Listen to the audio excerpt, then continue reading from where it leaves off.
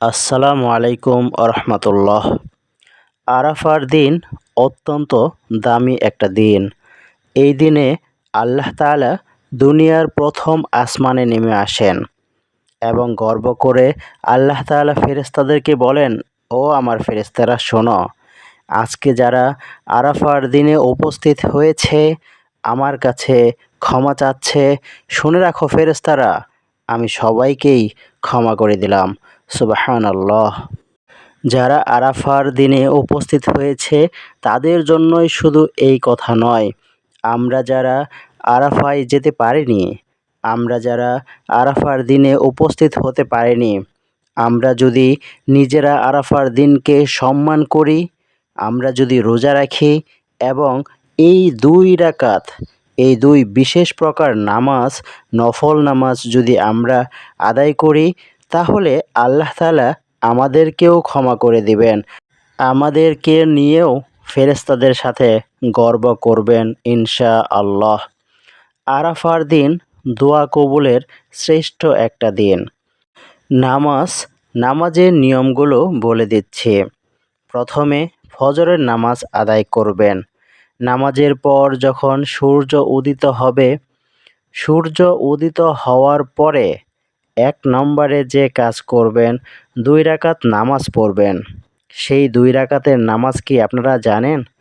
সেই ২ রাকাত নামাজের নাম হচ্ছে ইশরাকের নামাজ। ইশরাকের নামাজ। আমরা যদি আরাফার দিনে ফজরের নামাজের পর সূর্য উদিত হওয়ার পরে এই ইশরাকের নামাজ পড়তে পারি, রাসূলুল্লাহ সাল্লাল্লাহু আলাইহি ওয়াসাল্লাম বলেছেন, একটি হজ ও একটি ওমরা সওয়াব আল্লাহ তাআলা আমাদের আমলনামায় দান করবেন। সুবহানাল্লাহ। রাসূলুল্লাহ সাল্লাল্লাহু আলাইহি ওয়াসাল্লাম বলেছেন, আমরা যদি এই ইশরাকের নামাজ আদায় করি তাহলে আল্লাহ তাআলা আমাদেরকে একটি হজ ও একটি ওমরার সওয়াব আমাদের আমলনামায় দান করবেন। সুবহানাল্লাহ। কি উত্তম একটা কথা! আমাদের অনেকেরই মক্কা মদিনায় যাওয়ার মতো টাকা পয়সা নেই, আমাদের সামর্থ্য নেই, আমরা গরিব, আমরা দরিদ্র। হজ করার সামর্থ্য আমাদের আল্লাহ তাআলা এখনও দেয়নি। কিন্তু আল্লাহ তাআলা আমাদেরকে কবুল হজের সুযোগ সুবিধা কিন্তু দিয়ে রেখেছেন। আমরা যদি এভাবে আমল করি তাহলে কিন্তু আমরা ঘরে থেকেই হজ করতে পারবো, ওমরা হজ করতে পারবো। আমাদের টাকা পয়সা নেই, আমাদেরকে আল্লাহ তাআলা দরিদ্র করে পাঠিয়েছেন, এটা সত্যই। কিন্তু যে সুযোগ তিনি আমাদেরকে দিয়ে রেখেছেন, এই সুযোগ আমাদের কখনোই হাতছাড়া করা যাবে না। এজন্য আমরা আরাফার দিনে ফজরের নামাজের পর কিছুক্ষণ পরে ইশরাকের নামাজ পড়ব। তবে নামাজের কিছু নিষিদ্ধ সময় আছে। নামাজের নিষিদ্ধ সময় হলো ৩টি। ১ নাম্বার, সূর্য যখন উদিত হয় এর সাথে সাথে নামাজ পড়া হারাম। সূর্য যখন মাথা বরাবর হয় তখনও নামাজ পড়া হারাম, নামাজ পড়া যাবে না। এরপরে ৩ নাম্বার হলো সূর্য ডুবে যাওয়ার সময়, সূর্য ডুবে গেল আপনি সাথে সাথে যদি নামাজ পড়েন, এই নামাজ হবে না, এটা হারাম একটা সময়। এই ৩টি সময় বাদে, এই ৩টি সময় ছাড়া বাকি যে কোনো সময় আপনি নফল নামাজ আদায় করতে পারবেন।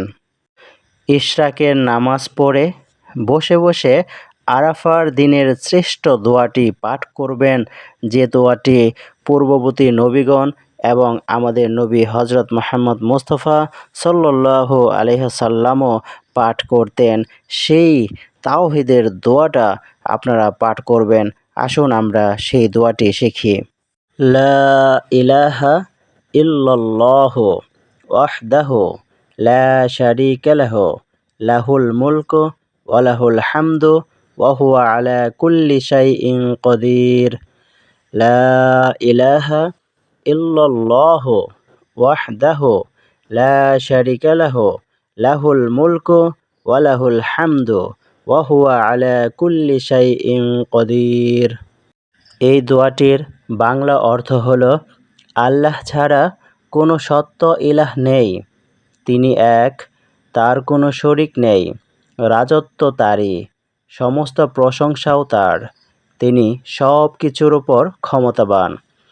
আল্লাহ ছাড়া কোনো সত্য ইলাহ নেই, তিনি এক, তার কোনো শরিক নেই, রাজত্ব তারই, সমস্ত প্রশংসাও তার, তিনি সব কিছুর উপর ক্ষমতাবান। আমরা এরপরে আস্তাগফিরুল্লাহ, আস্তাগফিরুল্লাহ, আস্তাগফিরুল্লাহ এটা বেশি বেশি পড়ার চেষ্টা করব, কমপক্ষে ১০০ বার। এই আস্তাগফিরুল্লাহ পাঠ করলে আল্লাহ তাআলা আমাদের বিপদ আপদ দূর করে দিবেন, আমাদেরকে ক্ষমা করে দিবেন, ঋণ থাকলে ঋণ মুক্ত করে দিবেন, আরও অনেক কিছু না চাইতেও আল্লাহ তাআলা দিয়ে দিবেন। এরপর আমরা দরুদ শরীফ পড়ব, তারপর দোয়া করব, মোনাজাত করব। আসুন ইশরাকের নামাজ কিভাবে পড়বেন সেটা একটু বলি। প্রথমে নিয়ত করবেন, আমি আল্লাহ তাআলাকে সন্তুষ্ট করার জন্য ২ রাকাত ইশরাকের নামাজ আদায় করতেছি, আল্লাহু আকবার। এরপর আপনি সানা পড়বেন, এরপরে পড়বেন আউযুবিল্লাহ, এরপরে বিসমিল্লাহ সহকারে সূরা ফাতিহা পড়বেন, এরপর সূরা ইখলাস ৩ বার পড়বেন প্রতি রাকাতেই।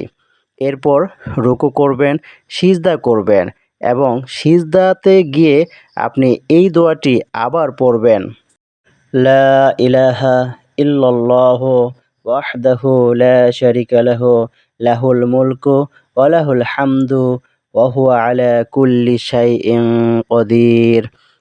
এরপর প্রথম রাকাত শেষ হলে দ্বিতীয় রাকাত এভাবেই পড়বেন এবং সিজদাতে গিয়ে এই দোয়াটি পড়বেন, লা ইলাহা ইল্লাল্লাহু ওয়াহদাহু লা শারীকা লাহু লাহুল মুলকু ওয়া লাহুল হামদু ওয়া হুয়া আলা কুল্লি শাইইন কদির।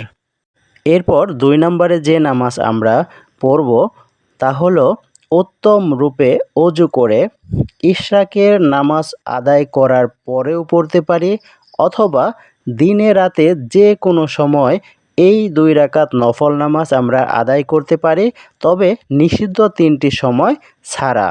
এই নামাজের নাম হলো সালাতুত তাওবা নামাজ, সালাতুত তাওবা নামাজ বা তওবার নামাজ। নবী করিম সাল্লাল্লাহু আলাইহি ওয়াসাল্লাম বলেছেন, যদি কেউ তওবার নামাজ পড়ে উত্তমভাবে ওযু করে, তাহলে তার জীবনের, যৌবনের সগীরা কবিরা সমস্ত গুনাহ, জবানের গুনাহ, চোখের গুনাহ, পায়ের গুনাহ, হাতের গুনাহ, সর্ব অঙ্গ প্রত্যঙ্গের গুনাহ আল্লাহ তাআলা ক্ষমা করে দিবেন। সুবহানাল্লাহ। এই নামাজ আপনি কিভাবে পড়বেন?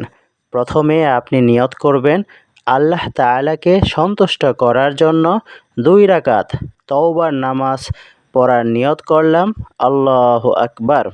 এরপর আপনি সানা পড়বেন, আউযুবিল্লাহ, বিসমিল্লাহ, সূরা ফাতিহা, এরপরে সূরা ইখলাস এটাও পড়তে পারেন, অথবা অন্য যে কোনো সূরাও আপনি পড়তে পারেন। এরপর যখনই আপনি সিজদার মধ্যে যাবেন তখনই এই দোয়াটি পড়বেন, লা ইলাহা ইল্লাল্লাহু ওয়াহদাহু লা শারীকা লাহু লাহুল মুলকু ওয়া লাহুল হামদু ওয়া হুয়া আলা কুল্লি শাইইন কদির। এরপর সালাম ফিরিয়ে আস্তাগফিরুল্লাহ, সুবহানাল্লাহ, আলহামদুলিল্লাহ, আল্লাহু আকবার আরও যে জিকির আজগার আছে এগুলো করে আল্লাহ তাআলার কাছে খাস দিলে ক্ষমা চাইতে হবে। ক্ষমা করার মালিক আল্লাহ তাআলা। আমরা যদি আরাফার দিনে এই ২ প্রকারের নামাজ অর্থাৎ ইশরাকের নামাজ এবং তওবার নামাজ আদায় করতে পারি, আশা করা যায় আল্লাহ তাআলা আমাদেরকে নিরাশ করবেন না, আমাদের সবাইকেই মাফ করে দিবেন। আসুন আমরা এই আমল সবাই করার চেষ্টা করি এবং সবাই সবার জন্য দোয়া করি। আল্লাহ তাআলা আমাদের সবাইকেই মাফ করে দিন। আমিন।